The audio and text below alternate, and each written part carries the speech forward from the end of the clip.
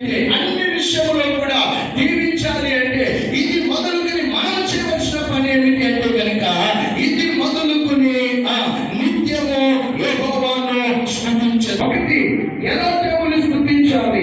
రెండు, ఎక్కడ దేవుని స్తుతించాలి. మూడు, ఎప్పుడు దేవుని స్తుతించాలి.